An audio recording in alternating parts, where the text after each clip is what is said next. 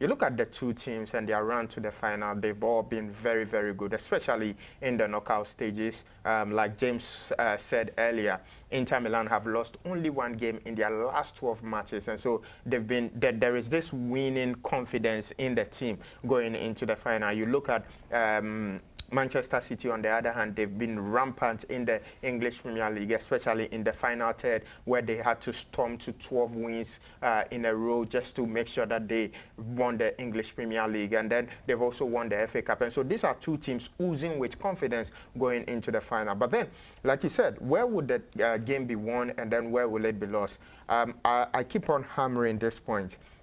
The distincting factor in that Manchester City team has been Ilkay Gundogan for the last few weeks. And it has to do with how you mark him on the ball and then how you mark him off the ball.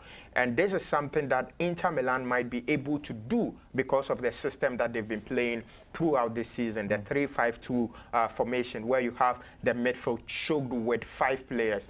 You look at Manchester City, on the other hand, it is actually their defense that they've packed. But then in terms of midfield, they have few players over there. You have Kevin De Bruyne, you have Ilkay Gundogan, and then you have Rodri sitting at the pivot. And so what will happen in the final of the game is that Manchester City will be clamped in the middle of the field. Fortunately for them, they have a very good attacker in Erling Haaland. But then we've also come to realize that Erling Haaland is non-functional if the passes are not coming through. It is very obvious from the last 3, 4, 5 games that we've watched. And that is because Kevin De Bruyne has been he's been found out, he's been marked out in most of these games. Yes, he is a very good player. He could come to the party at any time. But then, if you are able to, it's easy to take out Kevin De Bruyne out of the game than to take out Ilkay Gundogan. And that is something that Simeone Inzaghi would have to work on very, very well. Because look,